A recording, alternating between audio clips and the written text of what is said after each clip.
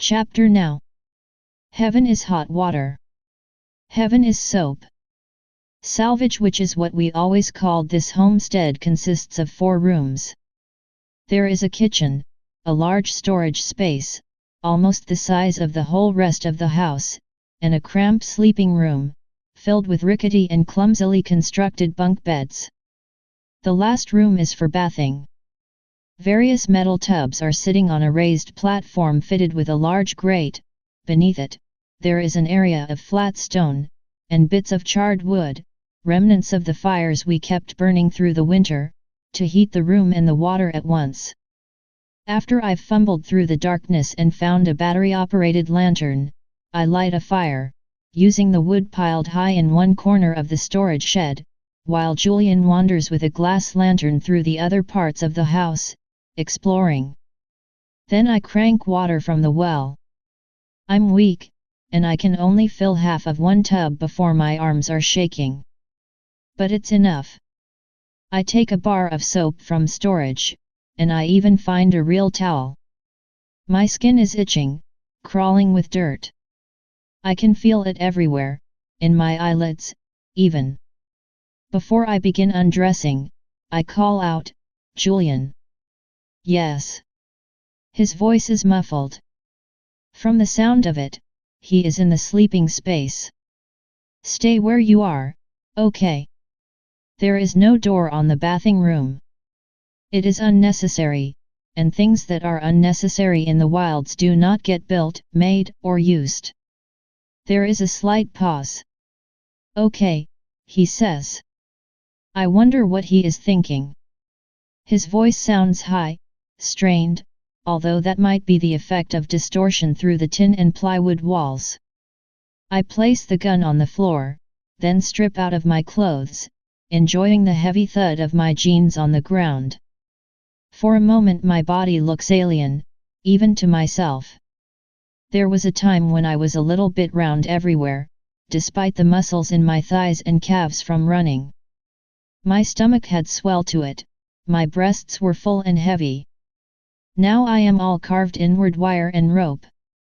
My breasts are too small, hard peaks, my skin is crisscrossed with bruises. I wonder if Alex would still find me beautiful. I wonder if Julian thinks I am ugly. I push away both thoughts. Unnecessary, irrelevant. I scrub every last inch of my body, under my fingernails, behind my ears, inside my ears, between my toes, and between my legs.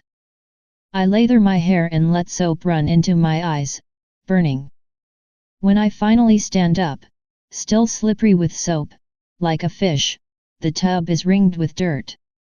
I'm once again grateful that we have no mirrors here.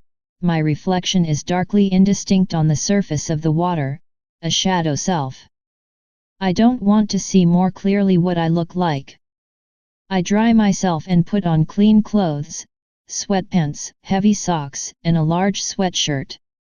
My bath has rejuvenated me, and I feel strong enough to draw more water from the well and fill another tub for Julian. I find him in the storage room. He is squatting in front of a low shelf. Someone has left a dozen books, all of them banned long ago. He is leafing through one of them. "Your turn," I say, and he jerks, slamming the book shut. He straightens up, and when he turns to me his face is guilty. Then his eyes shift, an expression I can't identify. "It's okay," I tell him. "You can read what you like here." He starts to speak, then breaks off, shaking his head. He is still watching me with that strange look on his face. My skin feels hot. The bath must have been too warm. "I remember this book," he says finally, but I get the sense that is not what he was going to say originally. "It was in my father's study." "His second study? The one I told you about?" I nod. He holds up the book. It's a copy of Great Expectations by Charles Dickens. I haven't read it yet, I confess. Tack always said it was one of his favorites. I suck in a quick breath. I shouldn't have said Tak's name. I've been trusting Julian, letting him in. But he is still Julian Feynman, and the Resistance's strength depends on its secrets. Fortunately, he doesn't comment on it. My brother, he coughs and begins again. I found this book with his things. After he died. I don't know why, I don't know what I was looking for. A way back, I think, but I don't say it. I kept it. Julian twists one side of his mouth into a smile. I cut a slit in my mattress, I used to store it in there, so my dad wouldn't find it. I started reading it that day. Is it good? I ask him. It's full of illegal things, Julian says slowly, as though he's re-evaluating the meaning of the words. His eyes slide away from mine, and for a moment there's a heavy pause. Then his eyes click back to mine, and this time when he smiles, it's full of light. But yes. It's good. It's great, I think. For some reason I laugh, just that, the way he says it, breaks up the tension in the room, makes everything seem easy and manageable. We were kidnapped, we were beaten and chased, we have no way to get home. We come from two different worlds, and we belong to two different sides. But everything will be okay. I filled a bath for you, I say. It should be hot by now. You can take clean clothes. I gesture to the shelves, neatly stacked and labeled, men's shirts, women's pants, children's shoes. Raven's work, of course. Thanks. Julian grabs a new shirt and pants from the shelves, and, after a moment of hesitation, replaces Great Expectations among the books. Then he straightens up, hugging the clothes to his chest. It's not so bad here, you know. I shrug. We do what we can, I say, but I'm secretly pleased. He starts to move around me, toward the bathing room. When we're side by side he stops abruptly. His whole body stiffens. I see a tremor run through him, and for a terrifying second I think, oh my God, he's having an attack.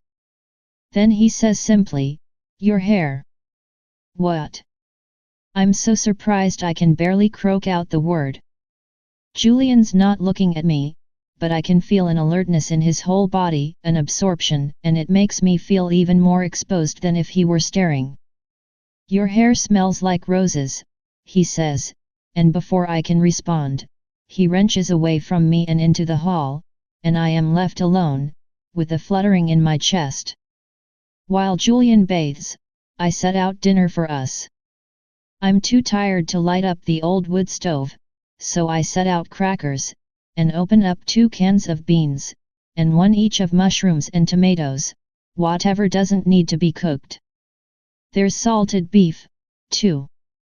I take only a small tin of it, even though I'm so hungry I could probably eat a whole cow myself. But we have to save for others. That is a rule. There are no windows in salvage and it is dark.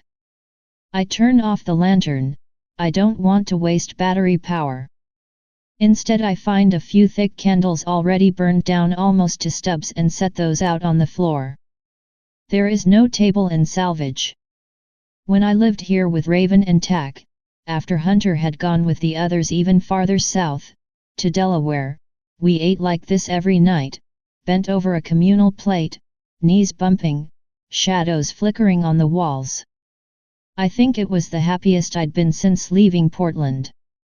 From the bathing room I hear watery, sloshing sounds, and humming.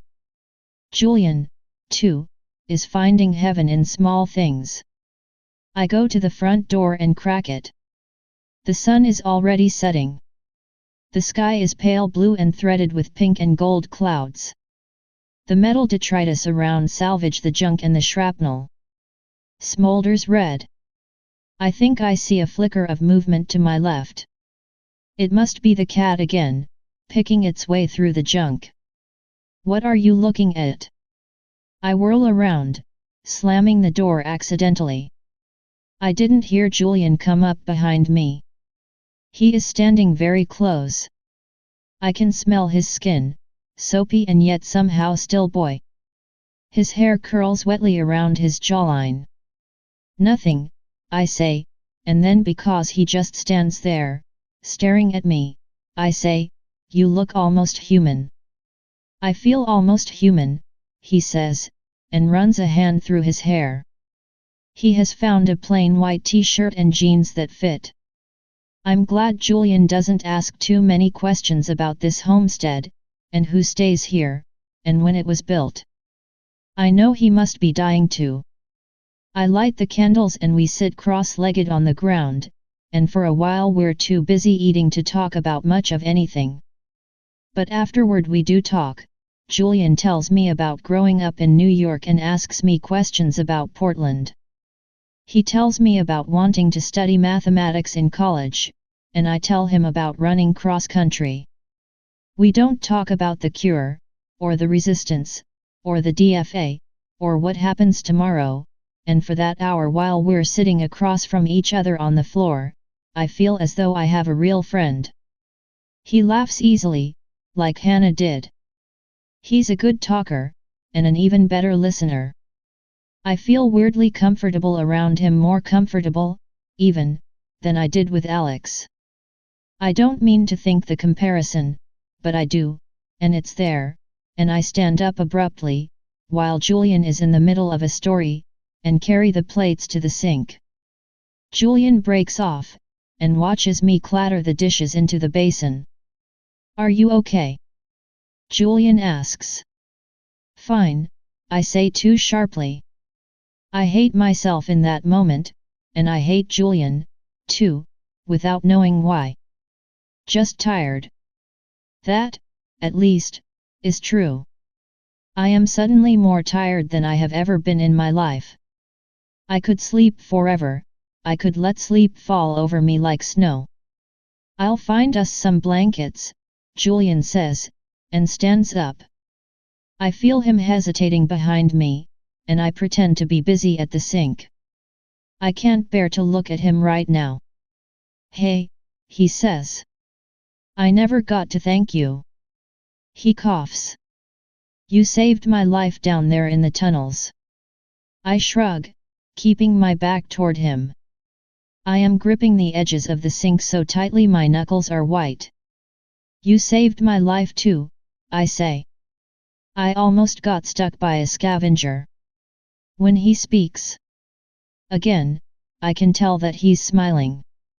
So I guess we saved each other. I do turn around then, but Julian has already taken up a candle and disappeared with it into the hall, so I am left with the shadows. Julian has selected 2 lower bunks, and made them up as best he can, with sheets that don't quite fit and thin woolen blankets. He has placed my backpack at the foot of my bed. There are a dozen beds in the room, and yet he has chosen 2 right next to each other. I try not to think about what this means. He is sitting on his bunk, head ducked, wrestling off his socks. When I enter with the candle, he looks up at me, his face so full of open happiness that I almost drop the candle, and the flame sputters out. Now we are left in darkness. Can you find your way? He says. Yes. I feel my way toward his voice, using the other bunks to guide me. Easy. His hand skates across my back, briefly, as I pass him and find my own bunk. I lie down beneath the sheet and the woolen blanket. Both of them smell like mildew and, very faintly, like mouse shit, but I'm grateful for the warmth. The heat from the fire in the bathing room didn't penetrate this far. When I exhale, small clouds of breath crystallize in the darkness. It will be hard to sleep. The exhaustion that hit after dinner has evaporated just as quickly as it came. My body is on high alert, full of a twinkling frost. I am incredibly aware of Julian's breathing, his long body almost next to mine in the pitch dark.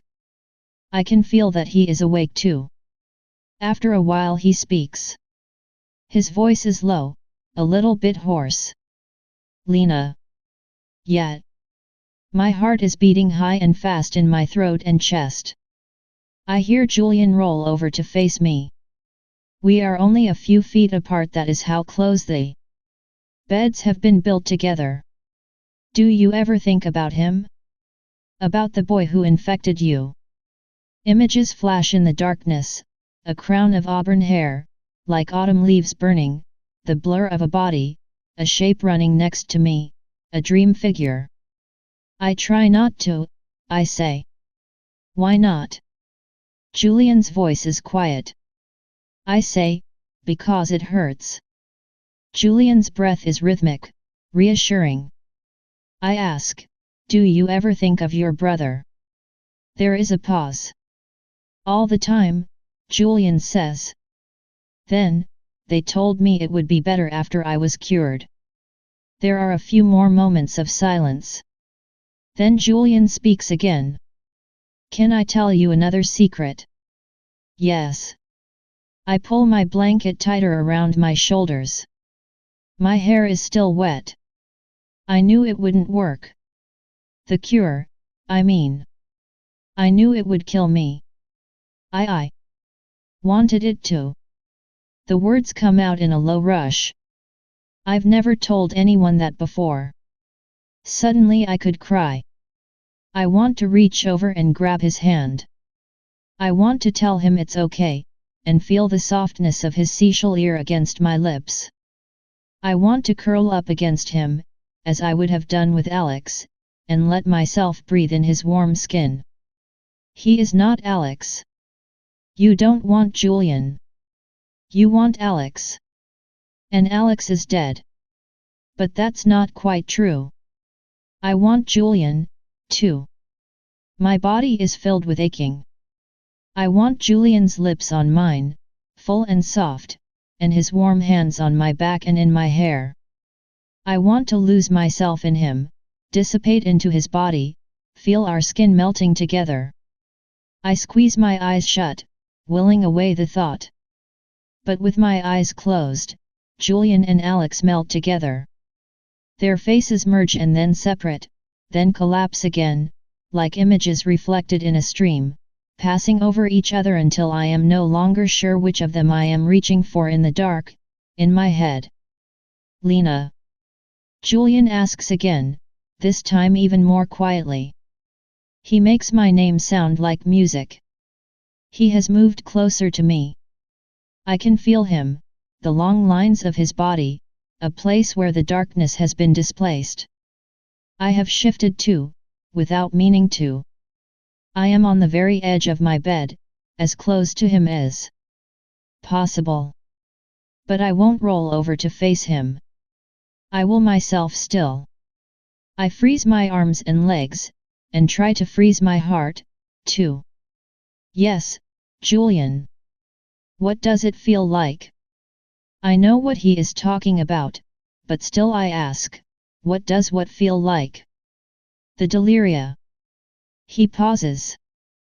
Then I hear him slide slowly out of bed. He is kneeling in the space between our bunks. I cannot move or breathe. If I turn my head, our lips will be 6 inches apart. Less. What does it feel like to be infected? I can't describe it. I force the words out. Can't breathe, can't breathe, can't breathe. His skin smells like smoke from a wood fire, like soap, like heaven. I imagine tasting his skin, I imagine biting his lips. I want to know. His words are a whisper, barely audible. I want to know with you. Then his fingers are tracing my forehead, ever so gently his touch, too, is a whisper, the lightest breath, and I am still paralyzed, frozen. Over the bridge of my nose, and over my lips the slightest bit of pressure here, so I taste the saltiness of his skin, feel the ridges and swirls of his thumb on my lower lip. And then over my chin, and around my jaw, and up to my hair, and I am full of a roaring hot whiteness that roots me to the bed, holds me in place. I told you, Julian swallows, his voice is full, throaty now. I told you I once saw two people kissing. Will you? Julian doesn't finish his question. He doesn't have to. All at once my whole body unfreezes, the whiteness, the heat, breaks in my chest and loosens my lips, and all I have to do is turn my head, just a little, and his lips are there. Then we are kissing, slowly, at first, because he doesn't know how, and it has been so long for me. I taste salt and sugar and soap. I run my tongue along his lower lip and he freezes for a second. His lips are warm and full and wonderful. His tongue traces my lips, and then suddenly we both let go, and we are breathing into each other, and he is holding my face with his hands, and I am riding a wave of pure joy. I could almost cry, I'm so happy. His chest is solid, pressed against mine. I have drawn him up into the bed without meaning to, and I don't ever want it to end. I could kiss him and feel his fingers in my hair, listen to him say my name, forever. For the first time since Alex died, I have found my way to a truly free space, a space unbounded by walls and uninhibited by fear. This is flying. And then, suddenly, Julian breaks off and pulls away. Lena, he gasps hoarsely, as if he has just been running a long distance. Don't say it. I still feel like I could cry. There is so much fragility in kissing, in other people, it is all glass. Don't ruin it. But he says it anyway. What's going to happen tomorrow? I don't know. I draw his head down toward the pillow next to mine. For a second I think I sense a presence next to us in the dark, a moving figure, and I whip my head to the left. Nothing. I am imagining ghosts beside us. I am thinking of Alex. Don't worry about that now, I say, as much to myself as to Julian. The bed is very narrow. I turn onto my side, away from Julian, but when he puts his arm around me I relax backward into him, cupped in the long curve of his body as though I have been shaped for it. I want to run away and cry. I want to beg Alex wherever he is, whatever other world now holds him, for forgiveness. I want to kiss Julian again. But I do not do any of those things. I lie still, and feel Julian's steady heartbeat through my back until my heart calms in response, and I let him hold me, and just before I fall asleep, I say a brief prayer that the morning never comes. But the morning does come. It finds its way in through the cracks in the plywood, the fissures in the roof, a murky grayness, a slight ebbing of the dark. My first moments of awareness are confused. I believe I am with Alex. No. Julian. His arm is around me, his breath hot on my neck. I have kicked the sheets to the bottom of the bed in the night. I see a flicker of movement from the hall, the cat has gotten into the house somehow. Then suddenly, a driving certainty: no, I closed the door last night, I locked it, and terror squeezing my chest. I sit up, say, Julian. And then everything explodes, they are streaming through the door, bursting through the walls, yelling, screaming, police and regulators in gas masks and matching grey uniforms. One of them grabs me and another one pulls Julian off the bed. He is awake now, calling to me, but I can't hear over the tumult of sound, over the screaming that must be coming from me. I grab the backpack, still balled at the foot of my bed, and swing at the regulator, but there are three more, flanking me in the narrow space between beds, and it's hopeless. I remember the gun, still in the bathing room, and useless to me. Now. Someone pulls me by the collar and I choke. Another regulator wrenches my arms behind my back and cuffs me, then pushes me forward, so I am half dragged, half marched through salvage and out into the bright Streaming sunshine, where more police are gathered, more members of the SWAT team carrying guns and gas masks frozen, silent, waiting. Set up. Those are the words drilling through me, through my panic. Set up. Has to be. Got M, someone announces into a walkie-talkie, and all of a sudden the air comes to life, vibrates with sound, people are shouting to one another, gesturing. 2 police officers gun the engines of their motorcycles, and the stink of exhaust is everywhere. Walkie-talkies cackle around us buzzing, a cacophony. 10-4, 10-4. We got M. 20 miles outside of regulated land, looked like some kind of hideout. Unit 508 to HQ. Julian is behind me, surrounded by 4 regulators, he has been cuffed too. Lena. Lena. I hear him calling my name. I try to turn around and am shoved forward by the regulator behind me. Keep moving, the regulator says, and I'm surprised to hear a woman's voice, distorted through the gas mask. A caravan of vehicles is parked on the road Julian and I walked, and there are more police officers here, and more members of the SWAT team. Some of them are in full gear, but others are leaning casually against their cars, dressed in civilian clothing, chatting and blowing on styrofoam mugs of coffee. They barely glance at me as I am hauled, struggling, down the line of cars. I'm full of blind rage, a fury that makes me want to spit. This is routine for them. They will go home at the end of the day, to their orderly houses and their orderly families, and they will give no thought to the girl they saw screaming and kicking and dragged away, probably to her death. I see a black town car, Thomas Feynman's white, narrow face watches me impassively as I go by. If I could shake a fist loose I would plunge it through the window. I'd watch all the glass explode into his face, see how calm he would stay then. Hey, hey, hey. A policeman is waving to us from up ahead, gesturing with his walkie-talkie toward a police van.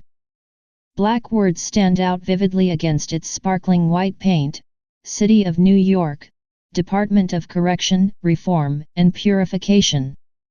In Portland, we had a single prison, the Cribs.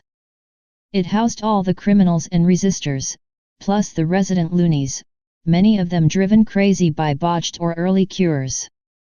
In New York and its sister cities there is a web of interrelated jails, a network stretching all across the sister cities, with a name almost as bad as the one Portland gave its prison, the Craps.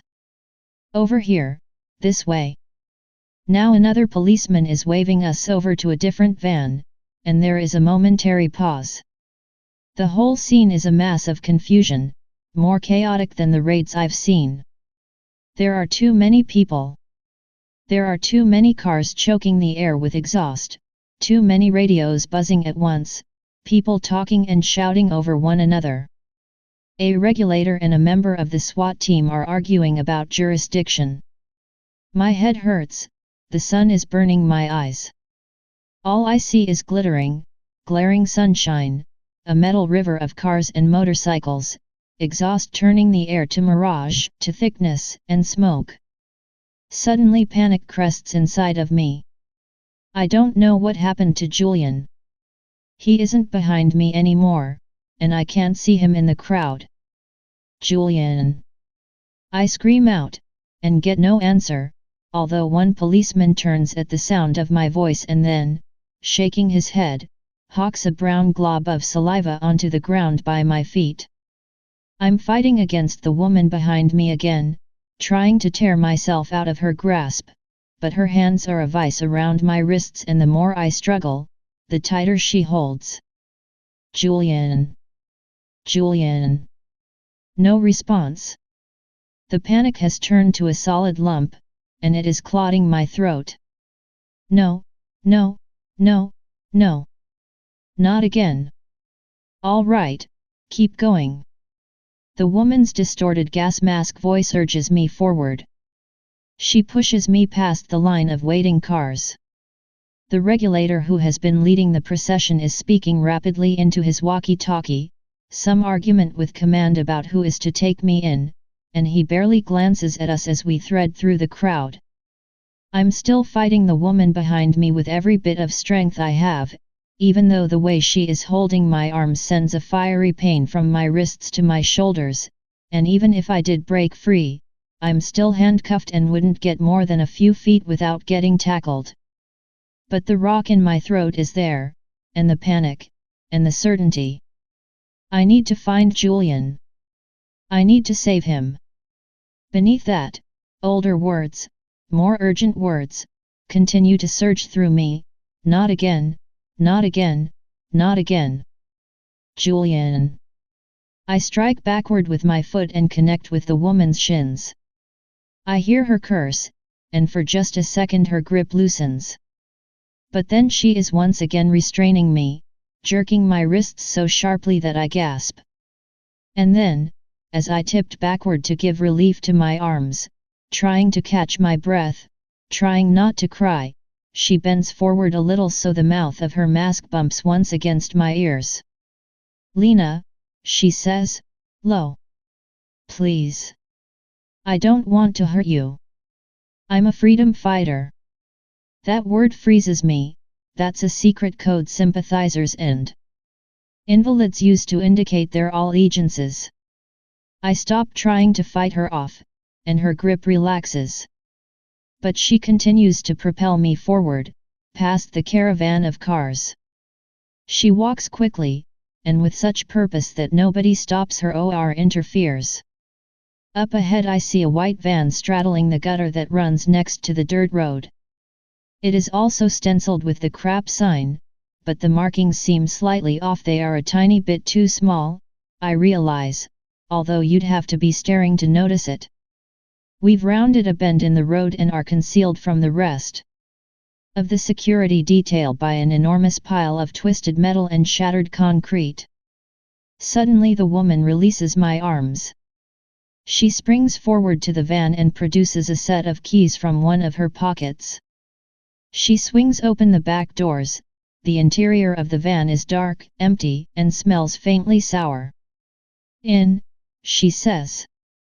Where are you taking me? I'm sick of this helplessness. For days I've been left with a swirling confusion, a sense of secret allegiances and complex plots. Somewhere safe, she says, and even through the mask I can hear the urgency in her voice. I have no choice but to believe her. She helps me into the van and instructs me to turn around while she unlocks my handcuffs. Then she tosses in my backpack and slams the doors shut. My heart flips a little as I hear her slide a lock into place. I'm trapped now. But it can't be worse than what I would have faced outside the van, and my stomach bottoms as I think of Julian. I wonder what will happen to him. Maybe I feel a brief flicker of hope they'll go easy on him, because of his dad. Maybe they'll decide it was all just a mistake. And it was a mistake, the kissing, the way we touched. Wasn't it? The van lurches forward, sending me tumbling onto an elbow. The van floor rattles and shakes as we bump along the pitted road. I try to mentally chart our progress. We must be near the dump now, headed past the old train station and toward the tunnel that goes into New York. After 10 minutes we roll to a stop. I crawl to the front of the truck bed and press my ear against the pane of glass painted black, completely opaque, that separates me from the driver's seat. The woman's voice filters back to me. I can make out a second voice, too, a man's voice. She must be talking to border control. The waiting is an agony. They'll be running her SVS card, I think. But the seconds tick away, and stretch into minutes. The woman is silent. Maybe SVS is backed up. Even though it's cold in the cab, my underarms are damp with sweat. Then the second voice is back, barking a command. The engine cuts off, and the silence is sudden and extreme. The driver's door opens and slams shut.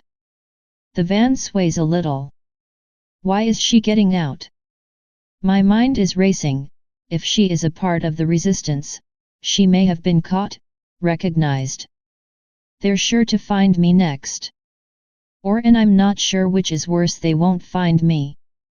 I'll be trapped here, I'll starve to death, or suffocate. Suddenly I'm having trouble breathing. The air is thick and full of pressure. More sweat trickles down my neck and beads on my scalp. Then the driver's door opens, the engine guns to life, and the van sails forward. I exhale, almost a sob.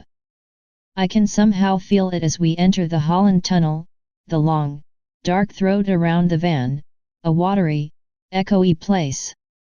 I imagine the river above us, flecked with grey.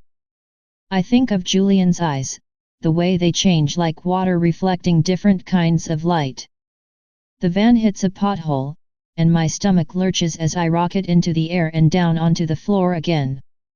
Then a climb, and through the metal walls I can hear sporadic sounds of traffic, the distant whirring of a siren, a horn bleating nearby. We must be in New York. I'm expecting the van to stop at any minute. Every time we do stop, I half expect the doors to slide open and for the woman in the mask to haul me into the craps, even though she told me she was on my side. But another 20 minutes passes. I have stopped trying to keep track of where we are. Instead I curl up in a ball on the dirty floor, which vibrates under my cheek. I am still nauseous. The air smells like body odor and old food. Finally the van slows, and then stops altogether. I sit up, heart pounding in my chest. I hear a brief exchange. The woman says something I can't make out, and somebody else says, "All clear." Then there is a tremendous creaking, as of old doors scraping back on their hinges. The van advances forward another 10 or 20 feet, then stops again. The engine goes silent. I hear the driver climb out of the van and I tense, gripping my backpack in one hand, preparing to fight or run. The doors swing open, and as I slide cautiously out of the back, disappointment is a fist in my throat. I was hoping for some clues, some answer to why I've been taken and by whom. Instead I am in a featureless room, all concrete and exposed steel beams. There is an enormous double door, wide enough to accommodate the van, in one wall. In another wall is a second single door, this one made of metal and painted the same dull grey as everything else. At least there are electric lights. That means we are in an approved city, or close to one. The driver has removed her gas mask but is still wearing a tight-fitting nylon cloth over her head, with cutaway holes for her mouth, nose, and eyes. What is this place? I ask as I straighten up and swing the backpack onto one shoulder. Who are you? She doesn't answer me. She is watching me intently. Her eyes are grey, a stormy color. Suddenly she reaches out, as though to touch my face. I jerk backward, bumping against the van. She, too, takes a step backward, balling up her fist. Wait here, she says. She turns to leave through the double doors, the ones that admitted us, but I grab her wrist. I want to know what this is about, I say. I am tired of plain walls and closed rooms and masks and games. I want answers. I want to know how you found me, and who sent you to get me. I'm not the one who can give you the answers you need, she says, and tries to shake me off. Take off your mask, I say. For a second, I think I see a flash of fear in her eyes. Then it passes. Let go of me. Her voice is quiet, but firm. Fine, I say. I'll take it off myself. I reach for her mask. She swats me away but not quickly enough. I manage to lift a corner of the fabric back, peeling it away from her neck, where a small tattooed number runs vertically from her ear toward her shoulder, 5996. But before I can wrangle the mask any higher, she gets hold of my wrist and pushes me away. Please, Lena, she says, and again I hear the urgency in her voice. Stop saying my name. You don't have a right to say my name. Anger surges in my chest, and I swing at her with my backpack, but she ducks. Before I can go at her again, the door opens behind me and I spin around as Raven strides into the room. Raven! I cry out, running to her. I throw my arms around her impulsively. We've never hugged before, but she allows me to squeeze her tightly for several seconds before she pulls away. She's grinning. Hey, kid. She runs a finger lightly along the cut on my neck, and scans my face for other injuries. You look like shit. Tak is behind her, leaning in the doorway. He's also smiling, and I can barely keep myself from flying at him, too. I settle for reaching forward and squeezing the hand he offers me. Welcome back, Lena, he says. His eyes are warm. I don't understand. I'm overwhelmingly happy, relief makes waves in my chest. How did you find me? How did you know where I would be? She wouldn't tell me anything. I turn around, gesturing to the masked woman, but she is gone. She must have ducked out the double doors. Easy, easy. Raven laughs, and slings an arm around my shoulders. Let's get you something to eat, okay? You're probably tired, too. Are you tired? She's piloting me past Tak, through the open door. We must be in some kind of a converted warehouse. I hear other voices, talking and laughing, through the flimsy dividing walls. I was kidnapped, I say, and now the words bubble out of me. I need to tell Tak and Raven, they'll understand, they'll be able to explain and make sense of everything. After the demonstration I followed Julian into the old tunnels. And there were scavengers, and they attacked me. Only I think the scavengers must have been working with the DFA, and Raven and Tak exchange a glance. Tak speaks up soothingly. Listen, Lena. We know you've been through a lot. Just relax, okay? You're safe now. Eat up, and rest up.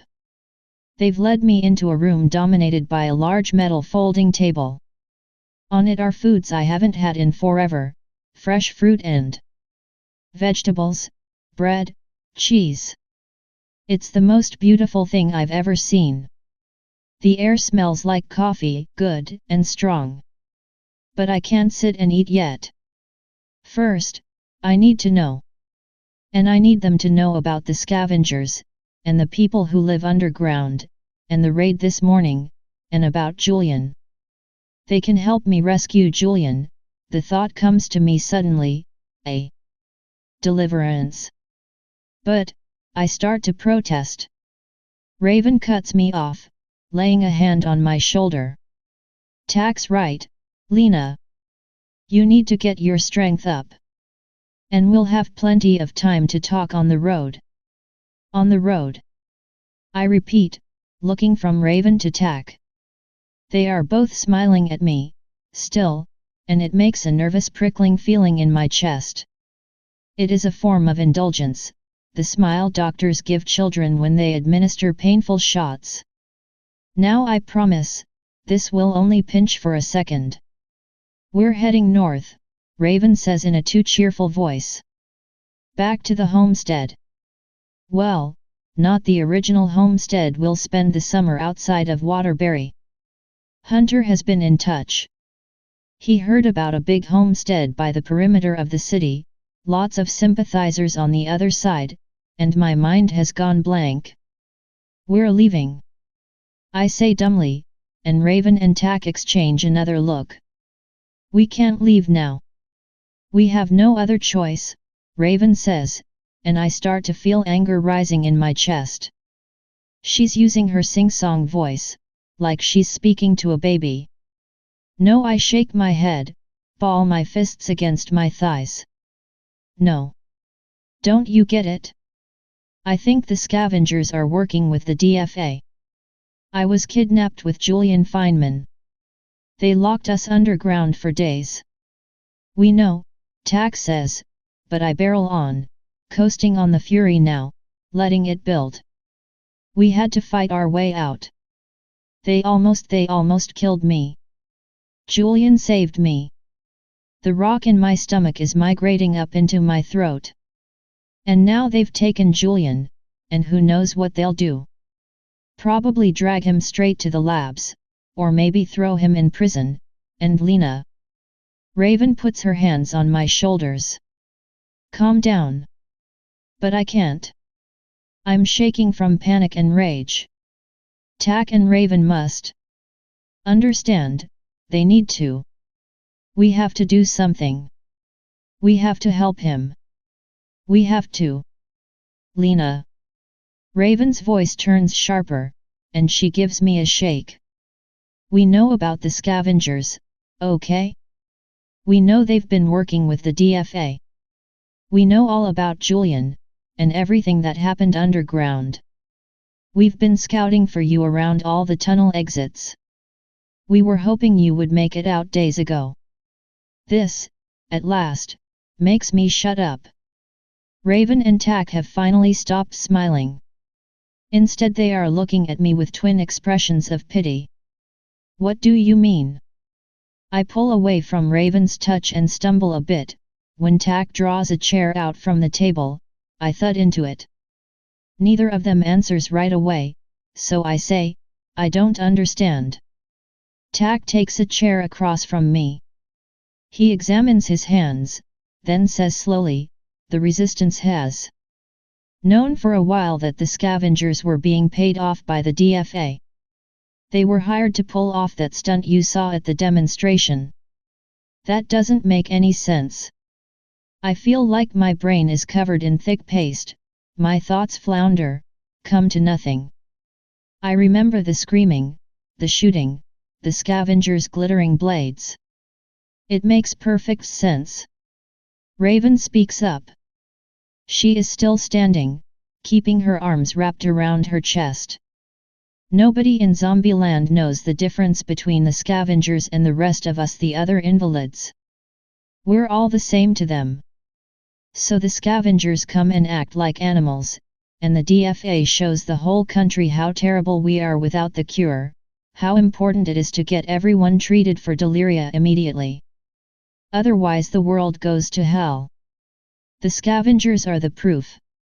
But I think of the scavengers swarming into the crowd, faces monstrous with screaming. But people died. 200, Tak says quietly. He still won't look at me. 24 officers. The rest citizens. They didn't bother to tally the scavengers who were killed. He shrugs his shoulders, a quick convulsion. Sometimes it is necessary that individuals are sacrificed for the health of the whole. That's straight out of a DFA pamphlet. Okay, I say.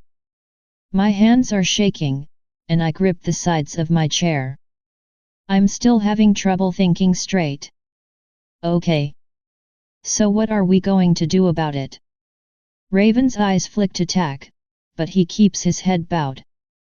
We've already done something about it, Lena, she says, still in that baby voice, and once again I get a weird prickling in my chest.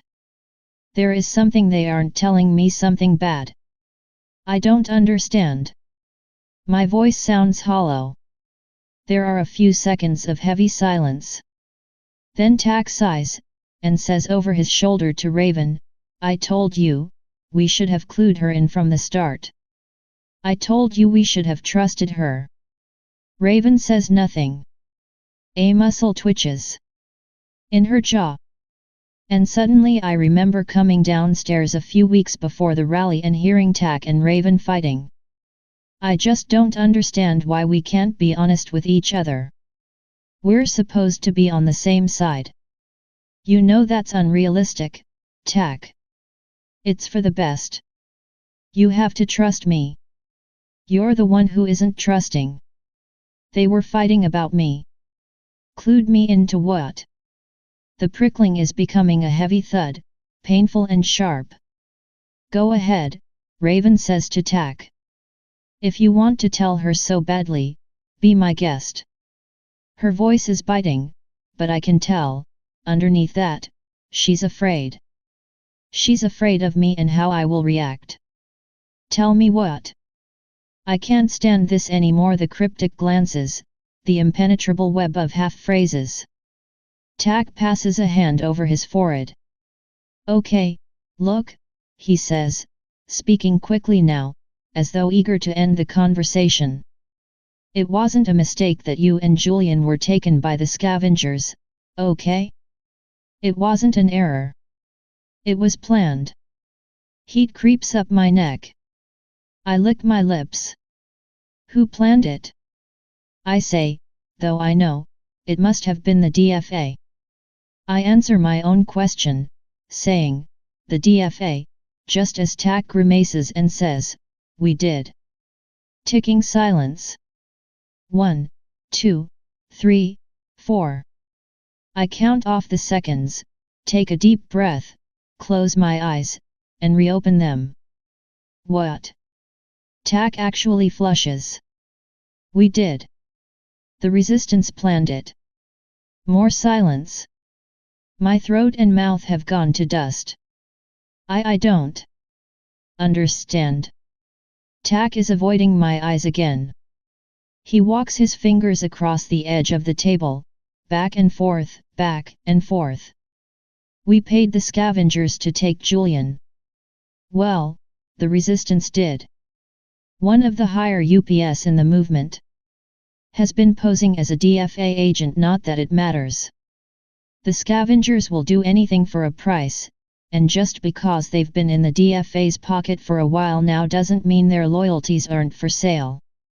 Julian, I repeat. Numbness is creeping through my body. And what about me? Tak hesitates for just a fraction of a second. They were paid to hold you, too. They were told that Julian was being tailed by a girl. They were told to hold both of you together. And they thought they'd get a ransom for us, I say. Tak nods. My voice sounds foreign, as though it's coming from far away. I can hardly breathe. I manage to gasp out, why? Raven has been standing still, staring at the ground. Suddenly she bursts out, you were never in any danger. Not really. The scavengers knew they wouldn't get paid if they touched you. I think back to the argument I overheard in the tunnels, the wheedling voice urging Albino to stick with the original plan, the way they tried to pump Julian for information about his security codes. The scavengers were obviously getting impatient. They wanted their payday sooner. Never in any danger. I repeat. Raven won't look at me either. I almost died. Anger is spreading hot tentacles through my chest. We were starved. We were jumped. Julian was beaten half to death. We had to fight. And you did. Finally Raven looks at me, and to my horror her eyes are shining, she looks happy. You escaped, and you got Julian out safely too. For several seconds I can't speak. I am burning, burning, burning, as the true meaning of everything that happened slams into me. This was all a test. No, Tak says firmly. No, Lena. You have to understand. That was part of it, but I push back from the table, turn away from the sound of his voice. I want to curl into a ball. I want to scream, or hit something. It was bigger than that, what you did. What you helped us do. And we would have made sure you were safe. We have our own people underground. They'd been told to look out for you. The Rat Man and Coin. No wonder they helped us. They were paid too. I can't speak anymore. I am having trouble swallowing. It takes all my energy just to stay on my feet. The containment, the fear, the bodyguards who were killed in the subway, the resistance's fault. Our fault. A test.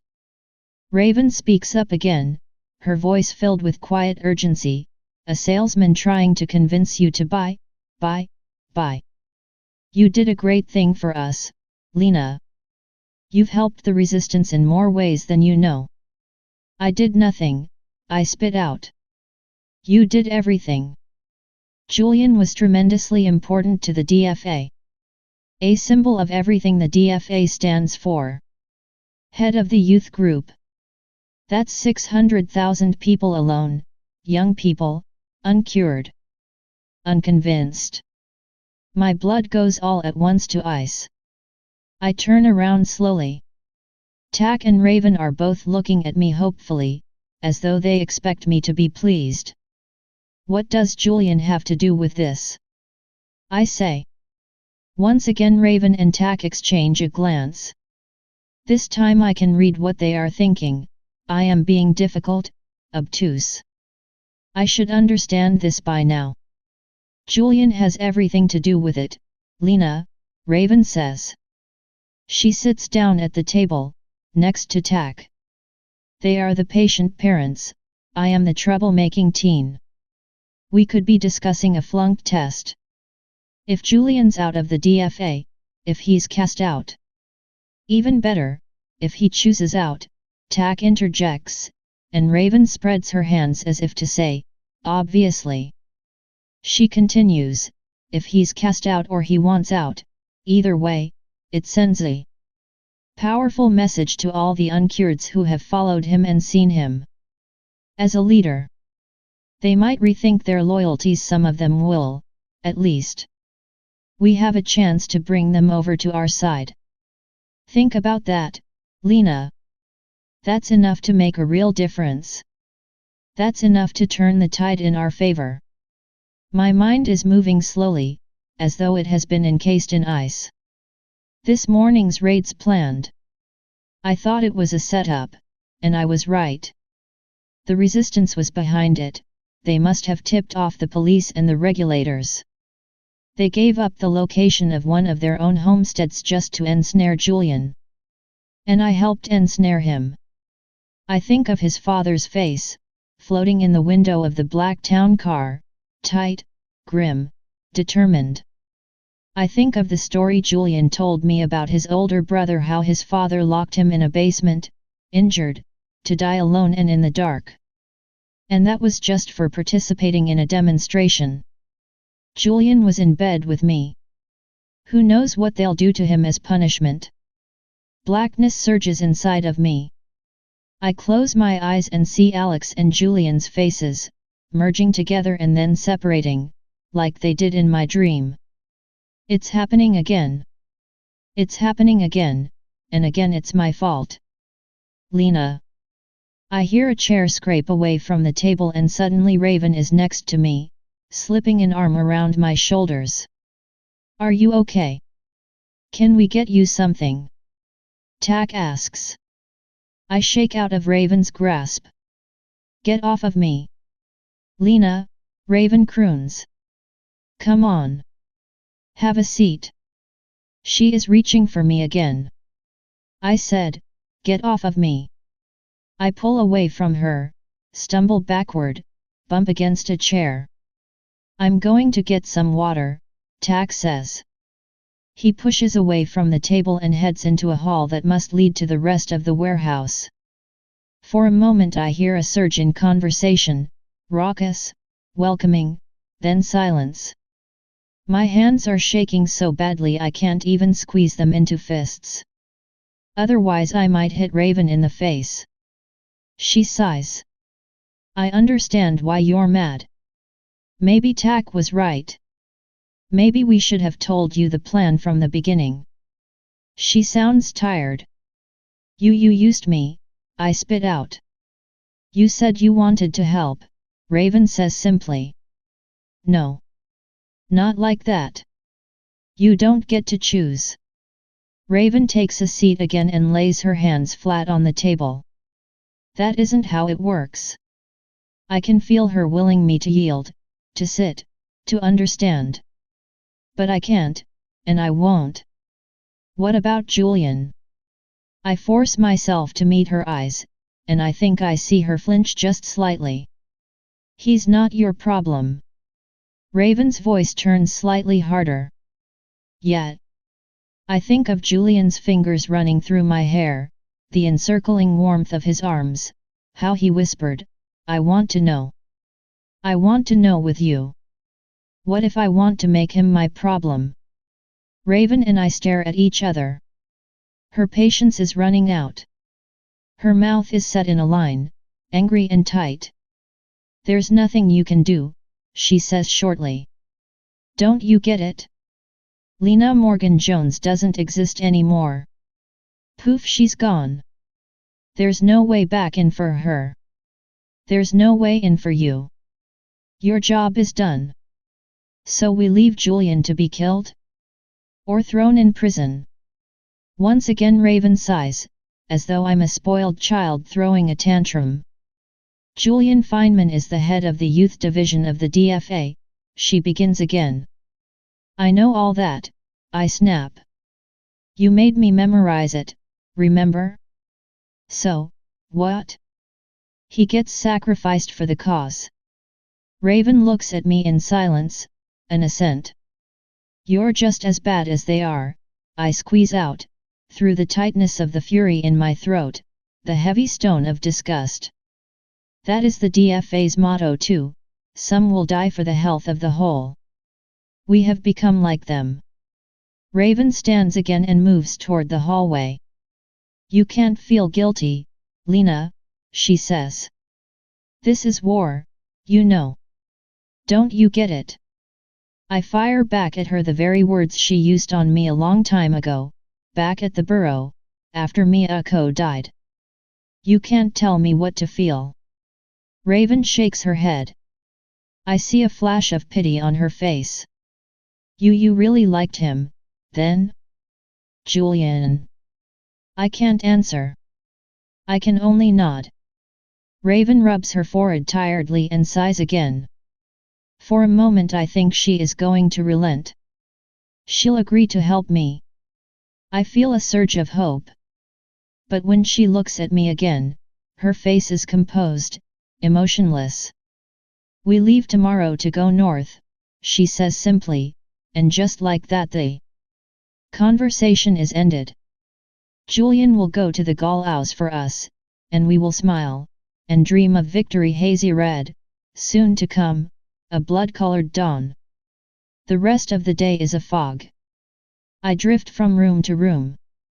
Faces turn to me, expectant, smiling, and turn away again when I do not acknowledge them. These must be other members of the resistance. I recognize only one of them, a guy tax age who came once to salvage to bring us our new identity cards. I look for the woman who brought me here but see no one who resembles her, hear no one who speaks the way she did. I drift and I listen.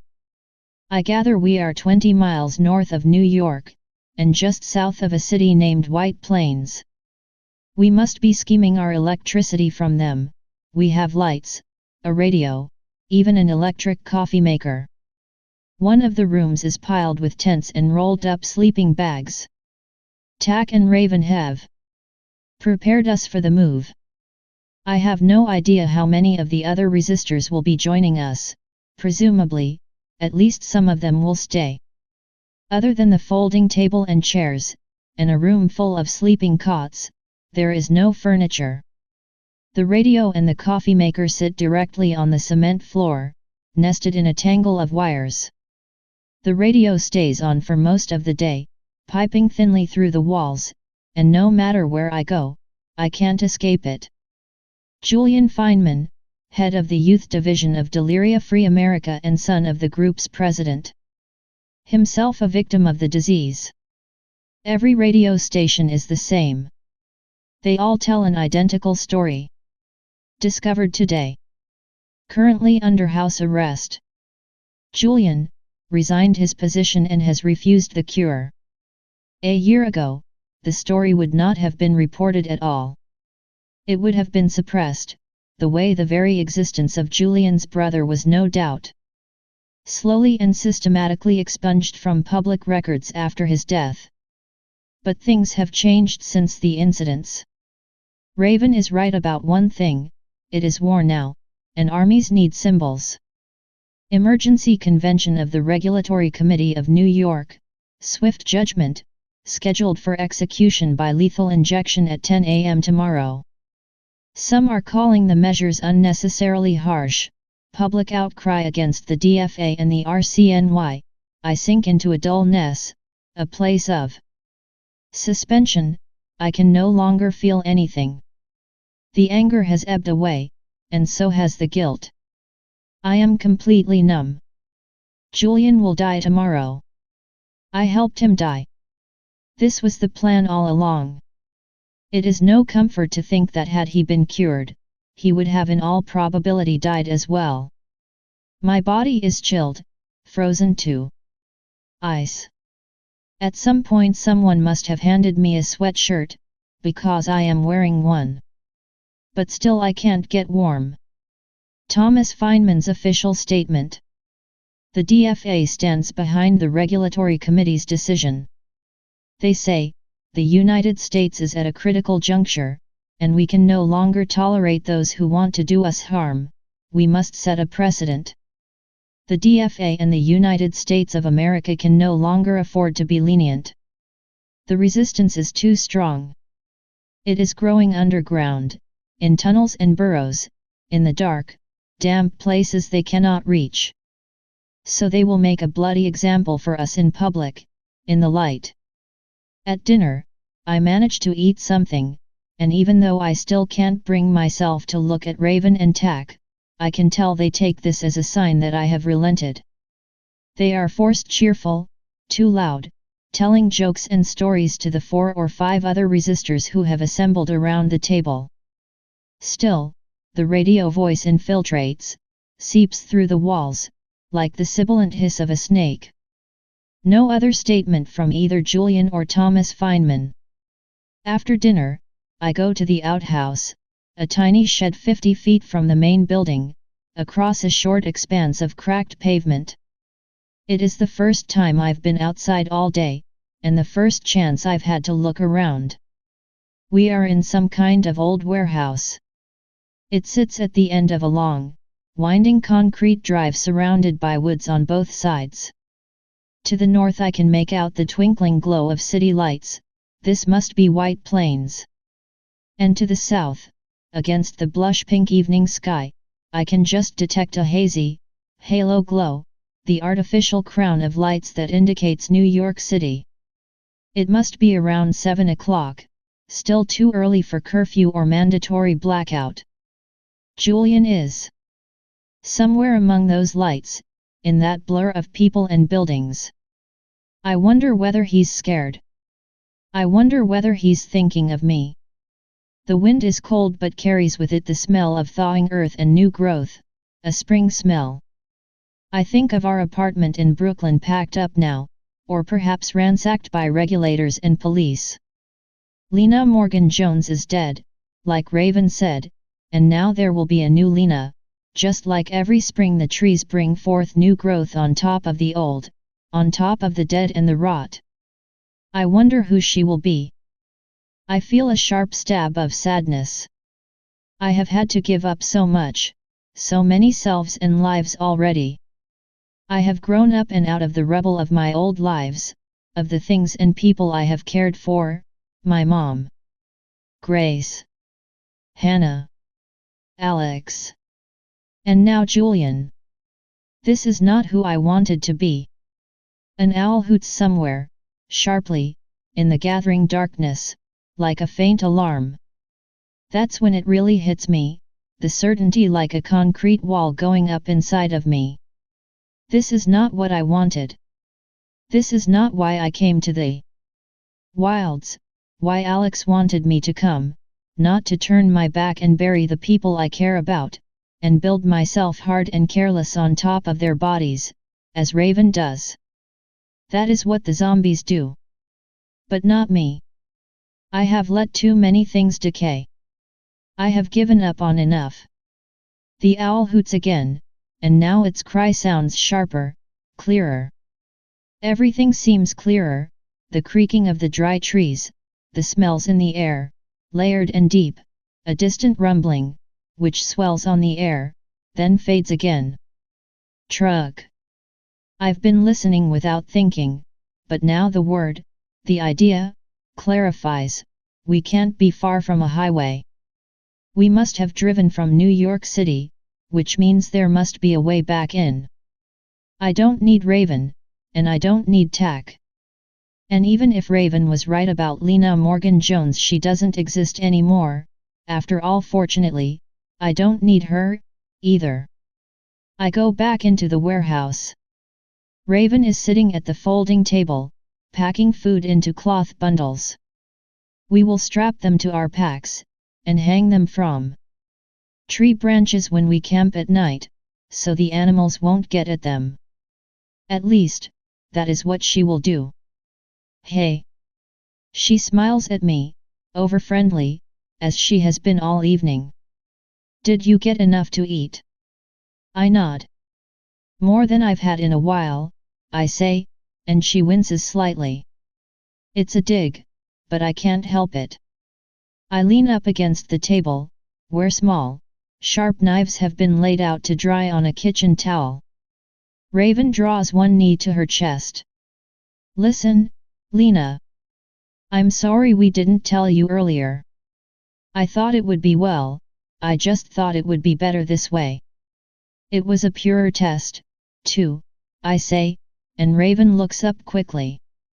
I lean forward, place my palm over the handle of a knife, feel its contours pressing into my flesh. Raven sighs, and looks away again.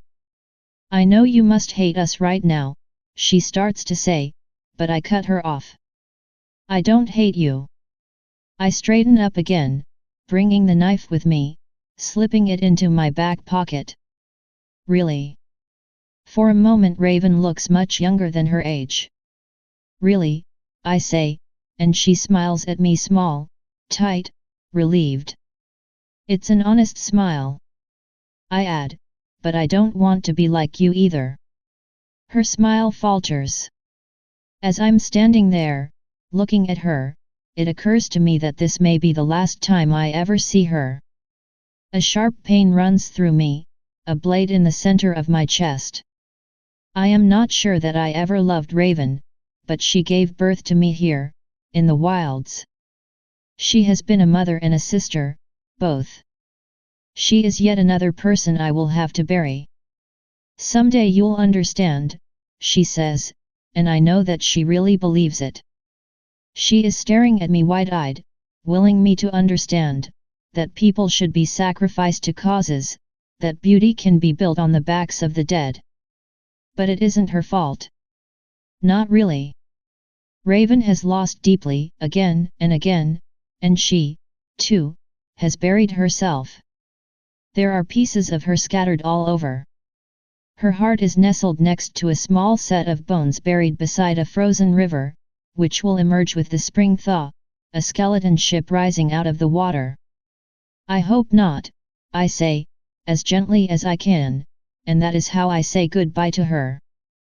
I tuck the knife into my backpack, feeling to make sure I still have the small bundle of ID cards I stole from the scavengers. They will come in handy. I take a windbreaker from next to one of the cots, and, from a small nylon backpack, already packed up for tomorrow, I steal granola bars and a half-dozen bottles of water. My backpack is heavy, even after I've removed the book of SHHH. I won't need that anymore, not ever, but I don't dare take out any supplies. If I do manage to spring Julian, we will need to run fast and far, and I have no idea how long it will be before we stumble on a homestead. I move quietly back through the warehouse, toward the side door that opens onto the parking lot and the outhouse. I pass only one person, a tall, lanky guy with fire-red hair who looks me over once and then lets his gaze slide off me. That is one skill I learned in Portland that I have never forgotten, how to shrink into myself, and turn invisible. I scoot quickly past the room in which most of the resistors, including Tack, are lounging around the radio, laughing and talking. Someone is smoking a hand-rolled cigarette. Someone is shuffling a deck of cards. I see the back of Tack's head and think a goodbye in his direction. Then I'm once again slipping out into the night, and I am free. New York is still casting its halo glow into the sky south of us, probably a good hour from curfew, and blackout for most of the city. Only the very richest people, the government officials and scientists and people like Thomas Feynman, have unlimited access to light. I start jogging in the general direction of the highway, pausing every so often to listen for the sound of trucks. Mostly there is silence, punctuated by hooting owls and small animals scurrying in the darkness. Traffic is sporadic. It is no doubt a road used almost exclusively for supply trucks. But all of a sudden it is there, a long, thick river of concrete, lit silver by the rising moon. I turn south and slow to a walk, my breath steaming in front of me. The air is fresh, thin, and cold, slicing my lungs every time I take a breath. But it's a good feeling. I keep the highway on my right, careful not to venture too close. There may be checkpoints along the way, and the last thing I need is to be caught by a patrol.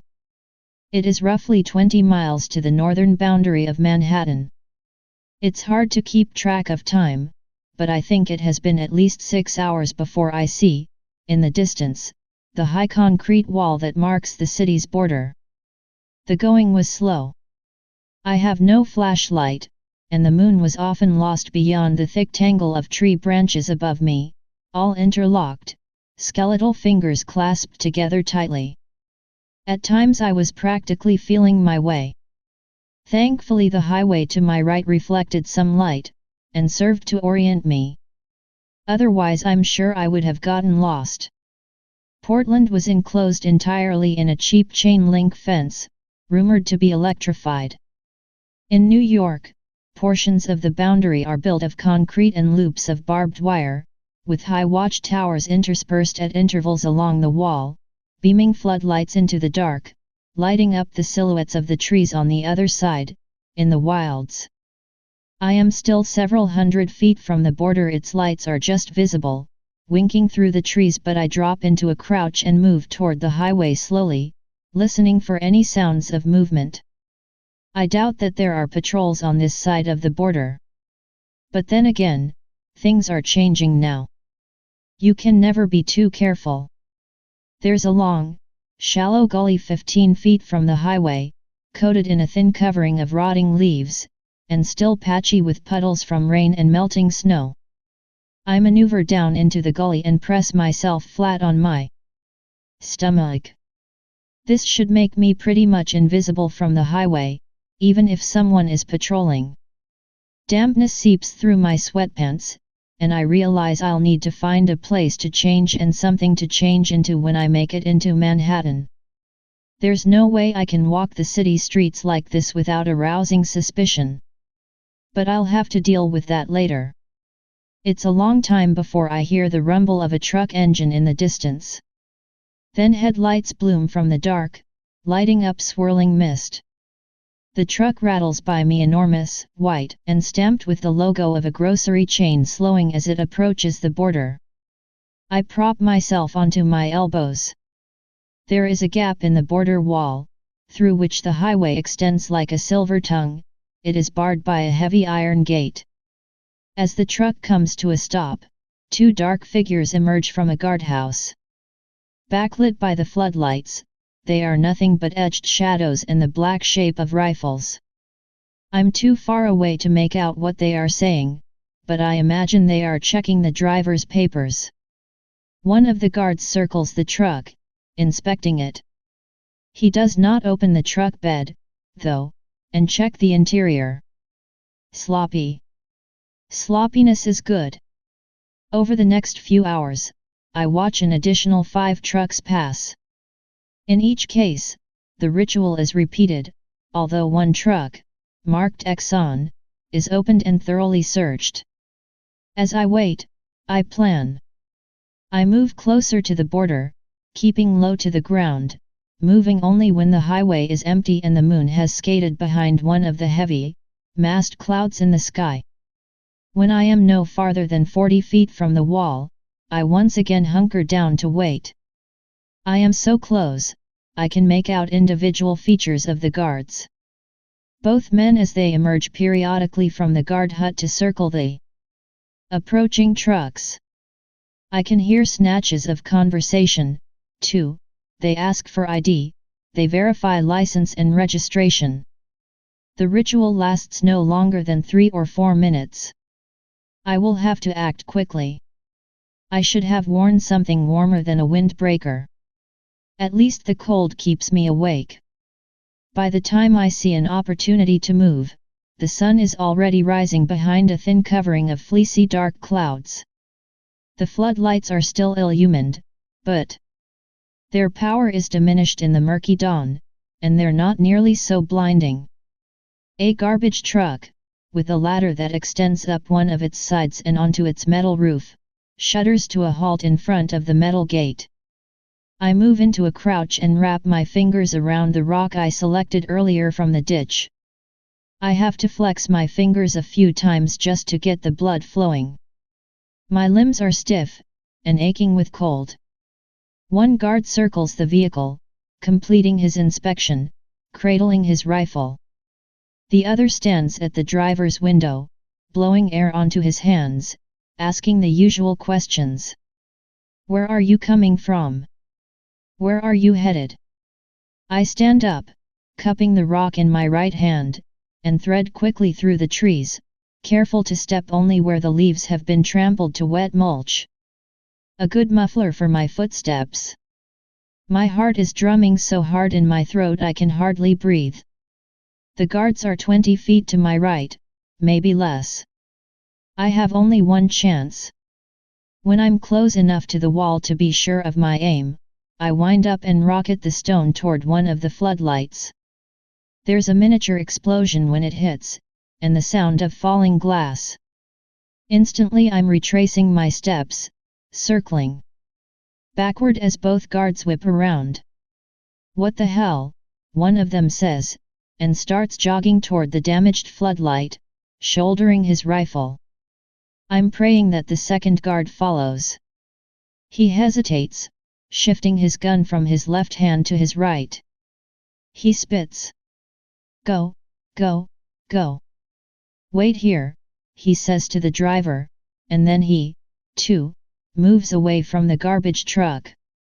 This is it, this is my chance, while the guards are distracted, examining the shattered light 40 feet down the wall. I have to approach the truck at an angle, from the passenger's side. I double over and try to make myself as small as I can. I can't risk letting the driver get a look at me in his side mirror. For 20 terrifying seconds I'm on the road, totally exposed, free of the trees and gnarled brown bushes that have been serving as cover, and just then I have a memory of the first time Alex took me to the wilds, how scared I was sneaking over the fence, how exposed I felt, raw and terrified, as though I'd been cut open. 10 feet, 5 feet, 2 feet. And then I'm swinging myself up onto the ladder, the metal freezing, biting my fingers. When I get up to the roof I press myself perfectly flat, belly down on a coating of bird shit and rust. Even the metal smells sick and sweet, like rotten garbage, a smell that must have seeped over the years into the truck frame. I turn my face toward the cuff of my windbreaker to keep from coughing. The roof is slightly concave, and ringed by a 2-inch metal rail, which means at least I won't be in danger of slipping off when the truck begins to move. I hope. Hey, the driver is calling out to the guards. Can you let me through or what? I'm on a schedule. There's no immediate response. It feels like an eternity before I hear footsteps returning to the truck, and one of the guards says, "All right, go ahead." The iron gate clanks open, and the truck begins to move. I slide backward as the truck picks up speed, but manage to wedge my hands and feet against the metal railing. I must look like a giant starfish from above, suctioned to the roof. The wind whips by me, stinging my eyes, a biting cold that carries with it the smells of the Hudson River, which I know must be close. On our left, just off the highway, is the city, billboards and dismantled streetlights and ugly apartment buildings with purple-gray faces, bruised complexions turned toward the horizon. The truck rattles down the highway, and I strain just to hang on, to keep myself from getting bounced off and onto the road. The cold is an agony now, 1,000 needles on my face and my hands, and I have to squeeze my eyes shut because they're watering so badly. The day comes dark and slow. The red glow at the horizon quickly smolders and burns out, getting sucked up behind the woolen clouds. It begins to drizzle. Each drop of rain is a tiny shard of glass on my skin, and the roof of the truck becomes slick and difficult to hold onto. Soon, thankfully, we are slowing and bumping off the highway. It is still very early, and the streets are mostly silent. Above me, apartment buildings loom, enormous fingers pointing toward the sky. Now I can smell food scents carried out onto the street through open windows, gasoline and wood smoke, the closeness of millions and millions of people. This is my stop. As soon as the truck slows at a light, I retreat down the ladder, scanning the street to make sure no one is watching, and jump lightly onto the pavement. The garbage truck continues its lumbering journey as I try to stamp some feeling into my toes and blow hot air onto my fingers. 72nd Street. Julian lives on Charles Street, he told me, which is all the way downtown. Judging from the quality of the light, it must be a little before 7, maybe a little later, since the thick cloud cover makes it hard to tell time accurately. I can't risk being seen on a bus looking the way I look, water-spotted, covered with mud. I double back toward the West Side Highway, and the footpath that cuts north to south through the long, well-tended park that runs parallel to the Hudson. It will be easier to avoid people here. No one will be strolling on a rainy day this early in the morning. At this point, exhaustion is burning the back of my eyes, and my feet feel leaden.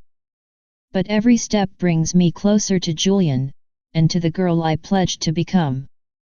I've seen pictures of the Feynman's house on the news, and once I reach the tangle of narrow streets in the West Village, so different from the ordered grid that defines the rest of Manhattan, and in some ways a surprising choice for Thomas Feynman, it does not take me long to find it.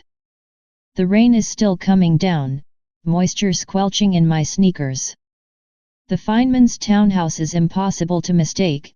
It is the largest house on the block, and the only one that is encircled by a high stone wall. An iron gate, hung with brown nests of ivy, gives a partial view of the front path and a tiny brown yard, churned mostly to mud. I walk the street once, checking the house for signs of activity.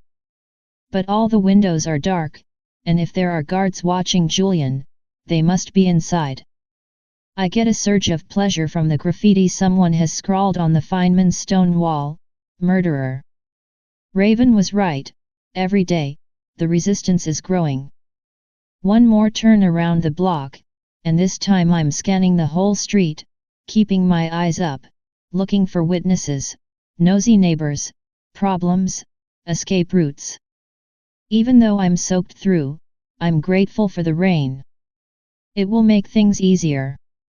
At least it keeps people off the streets. I step up to the Feynman's iron gate, trying to ignore the anxiety buzzing through me. There's an electronic keypad, just like Julian said. A tiny LCD screen requests that I type in a PIN. For a moment, despite the rain and the desperate scrabbling of my heart in my chest, I can't help but stand there, amazed by the elegance of it, a world of beautiful, buzzing things, humming electricity, and remote controls, while half the country flounders in dark and closeness, heat and cold, sucking up shreds of power like dogs picking gristle from a bone. For the first time it occurs to me that this, really, might have been the point of the walls and borders, the procedure and the lies, a fist squeezing tighter and tighter. It is a beautiful world for the people who get to play the fist. I let hatred tighten inside of me. This, too, will help. Julian said that his family kept clues embedded in or around the gate, reminders of the code. It doesn't take me long to figure out the first 3 numbers. At the top of the gate, someone has tacked a small metal plate engraved with a quotation from the book of Shhh. Happy are they who have a place, wise are they who follow the path, blessed are they who obey the word. It's a famous proverb, one that comes, incidentally, from the book of Magdalena, a passage of the book I know well. Magdalena is my namesake. I used to scour those pages, looking for traces of my mother, for her reasons and her message to me. Book 9, Proverbs 17. I type 917 into the keypad. If I'm right, I have only one number to go. I'm about to try final digits at random, when something within the yard flutters, catches my eye. 4 white paper lanterns, stamped with the DFA logo, have been strung up above the porch. They are flapping in the wind, and one has been stripped almost loose of the string. It dangles awkwardly, like a semi-severed head, tapping a rhythm against the front door. Except for the DFA logo, the lanterns look like decorations you might find at a child's birthday party.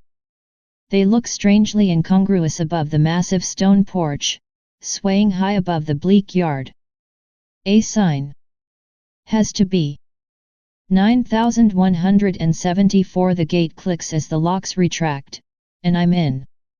I slip into the front yard quickly, closing the gate behind me, taking in as much as I can. 5 floors, including a sunken basement level, curtains all drawn, everything dark. I don't even bother with the front door. It will be locked, and if there are guards anywhere, they are no doubt waiting in the hall. Instead I slip around the side of the house and find the concrete stairs that lead to a warped wooden door, the basement entrance. A small window set in the brick should allow me to see inside, but a set of heavy wooden window slats obscures the view completely. I will have to go in blind, and pray that there are no guards at this entrance. This door is also locked, but the doorknob is old and loose, and should be relatively easy to pick. I drop to my knees and take out my knife. Tack. Showed me how to pick locks once with the narrow tip of a razor, not knowing that Hannah and I had perfected the skill years ago. Her parents used to keep all the cookies and sweets locked in a pantry. I wedge the knife tip in the narrow space between the door and its frame. It takes just a few moments of twisting and jiggling before I feel the lock release. I tuck the knife into the pocket of my windbreaker. I'll need it close now. Take a breath, and push through the door and into the house. It is very dark. The first thing I notice is the smell, a laundry smell, of lemon-scented towels and dryer sheets. The second thing I notice is the quiet. I lean against the door, letting my eyes adjust to the dark. Shapes begin to assert themselves, a washer and dryer in the corner, a room crisscrossed with laundry lines. I wonder whether it was here that Julian's brother was kept, whether he died here, alone, curled on the cement floor, under dripping sheets with the smell of moisture clogging his nostrils. I push the image quickly from my mind. Anger is useful only to a certain point. After that, it becomes rage, and rage will make you careless. I exhale a little bit. There is no one with me down here. I can feel it. I move through the laundry room, ducking under several pairs of men's briefs, which are clipped to a line. The thought flashes through my mind that one of them might be Julian's. Stupid how the mind will try to distract itself. Beyond the laundry room is a small pantry stacked with household cleaning supplies, and beyond that, a set of narrow wooden stairs that leads to the first floor. I ease my way onto the stairs, moving at a crawl. The stairs are warped and look like they will be loud. At the top is a door. I pause, listening. The house is silent, and a feeling of creeping anxiety starts snaking over my skin. This is not right. It's too easy. There should be guards, and regulators. There should be footsteps, muffled conversation, something other than this deadweight silence, hanging heavy like a thick blanket. The moment I ease open the door and step out into the hallway, the realization hits me: everyone has gone already. I'm too late. They must have moved Julian early this morning, and now the house is empty. Still, I feel compelled to check every room. A panicked feeling is building inside of me. I'm too late, he's gone, it's over, and the only thing I can do to suppress it is to keep moving, keep slipping soundlessly across the carpeted floors and searching every closet, as though Julian might appear within one. I check the living room, which smells of furniture polish. The heavy curtains are pulled shut, keeping out of view of the street. There is a pristine kitchen and a formal dining room that looks unused, a bathroom, which smells cloyingly of lavender, a small den dominated by the largest television screen I have ever seen in my life. There is a study, stacked with DFA pamphlets and other pro-cure propaganda. Farther down the hall, I come across a locked door. I remember what Julian told me about Mr. Feynman's second study. This must be the room of forbidden books. Upstairs, there are 3 bedrooms. The first one is unused, sterile, and filled with the smell of must.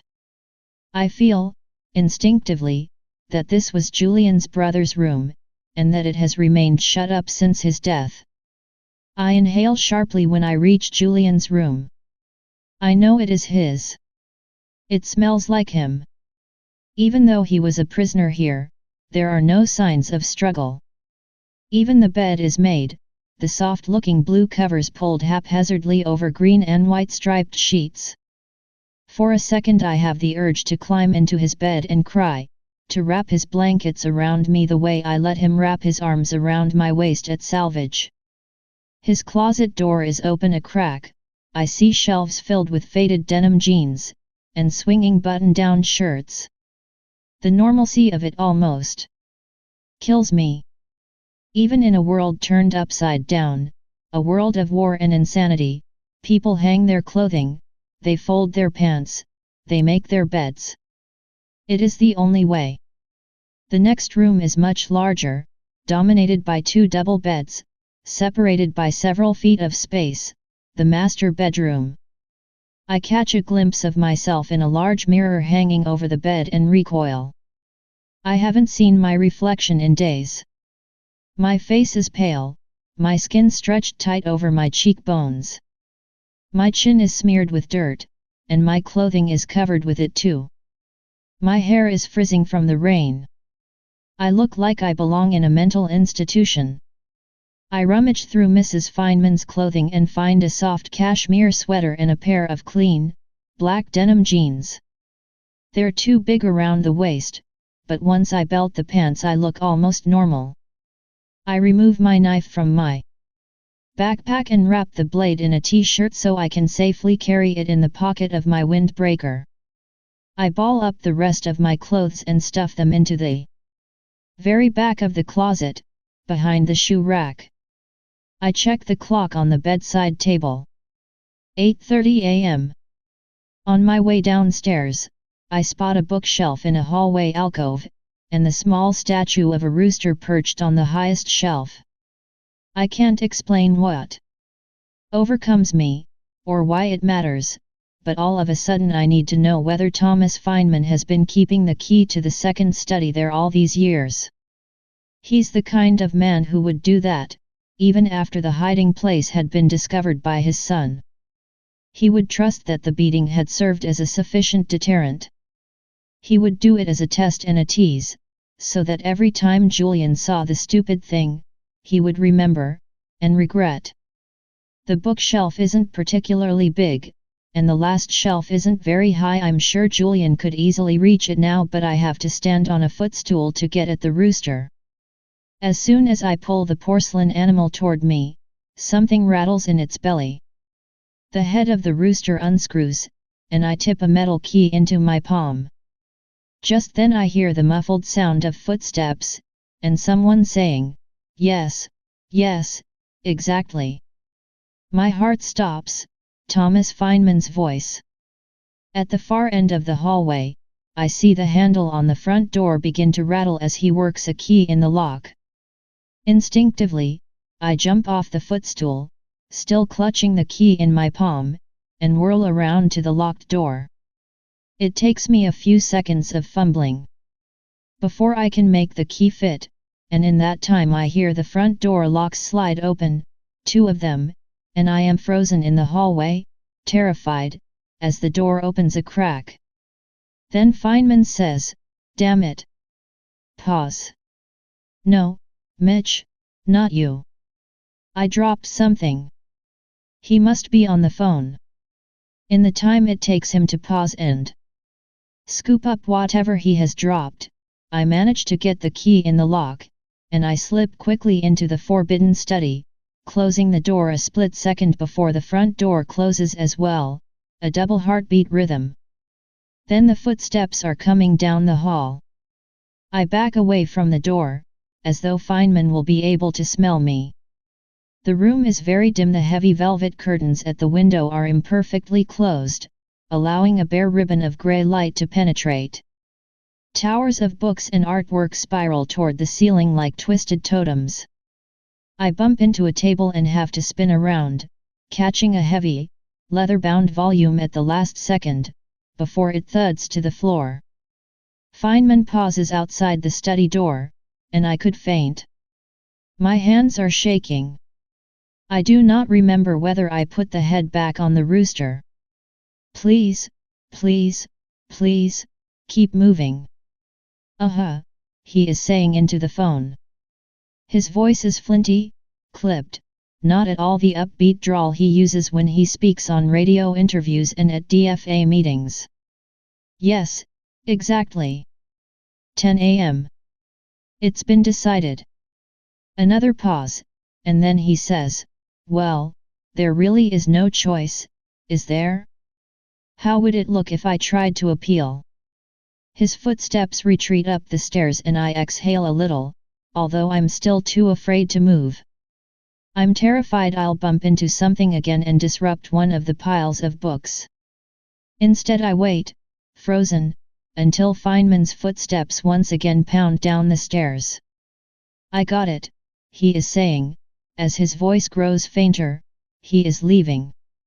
18th and 6th. Northeastern Medical. Then, faintly, I hear the front door open and shut, and I am once again left in silence. I wait another few minutes before moving, just to be absolutely sure that I'm alone, that Feynman won't be coming back. My palms are so sweaty I can barely return the book to its place. It is an oversized volume, stamped with gold lettering, perched on a table next to a dozen identical books. I think it must be a kind of encyclopedia until I see the words Eastern Seaboard, New York terrorists, anarchists, dissenters etched on one of the spines. I feel, suddenly, as though I've been punched in the stomach. I squat down, peering at the spines more closely. They are not books, but records, an enumerated list of all the most dangerous incarcerated criminals in the United States, divided by area and prison system. I should leave. Time is running out, and I need to find Julian, even if I'm too late to help him. But the compulsion is there, equally strong, to find her, to see her name. It's a compulsion to see whether she has made it onto the list, even though I know she must have. My mother was kept for 12 years inside Ward 6, a place of solitary confinement reserved exclusively for the most dangerous resistors and political agitators. I don't know why I care. My mother escaped. She scratched through the walls, over years, over a decade. She tunneled out like an animal. And now she is free somewhere. I have seen her in my dreams, running through a portion of the wilds that is always sunny and green, where food is always abundant. Still, I have to see her name. It doesn't take me long to find Eastern Seaboard, Maine, Connecticut.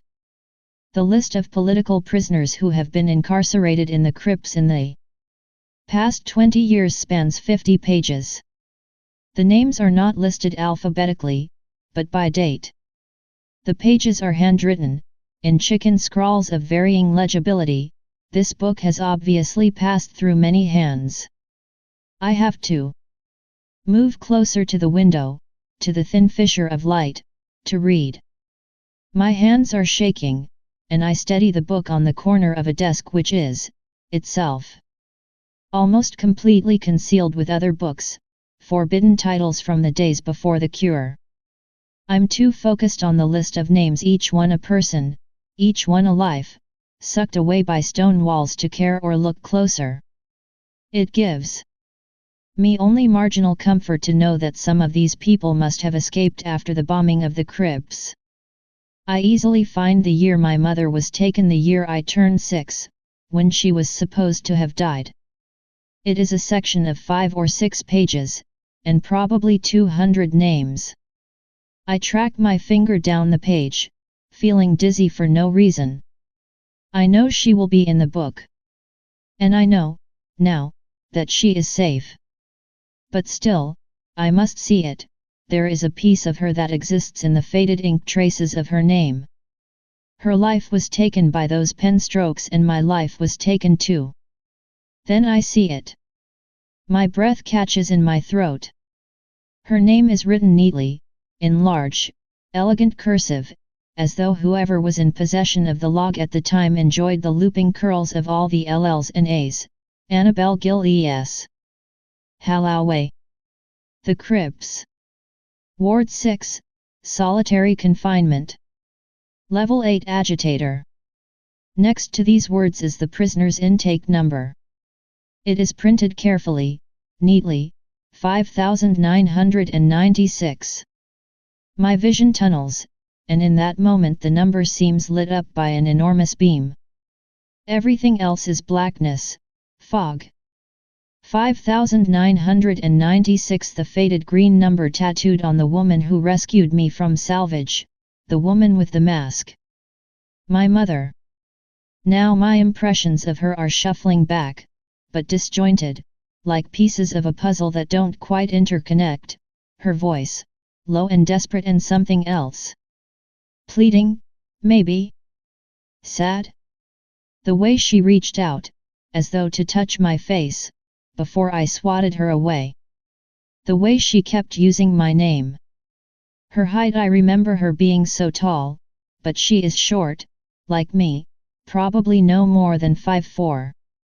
The last time I saw her, I was 6 years old. Of course she seemed tall to me then. 2 words are blazing through me, each one a hot hand, wrenching my insides: impossible and mother. Guilt and twisting disbelief, shredding me, turning my stomach loose. I didn't recognize her. I always thought that I would. I imagined she would be just like the mother in my memories, in my dreams. Hazy, red-haired, laughing. I imagined she would smell like soap and lemons, that her hands would be soft, smoothed with lotion. Now, of course, I realize how stupid that is. She spent more than a decade in the crypts, in a cell. She has changed, hardened. I slam the book closed, quickly, as though it might help, as though her name is a scurrying insect between the pages, and I can stamp it back into the past. Mother. Impossible. After all that, my hoping and wishing and searching, we were so close. We were touching. And still she chose not to reveal herself. Still, she chose to walk away. I am going to be sick. I stumble blindly down the hall, out into the drizzle. I am not thinking, can hardly breathe. It is not until I've made it to 6th Avenue, several blocks away, that the cold begins to clear the fog from my mind. At that point I realize I'm still clutching the key to the forbidden study in one hand. I forgot to lock it again. I'm not even sure I closed the front door behind me. For all I know, I have left it swinging open. It doesn't matter now. Nothing matters. I am too late to help Julian. I am too late to do anything but watch him die. My feet carry me toward 18th Street, where Thomas Feynman will be attending his son's execution. As I walk, head down, I grip the handle of the knife in my windbreaker pocket. Perhaps it is not too late for revenge.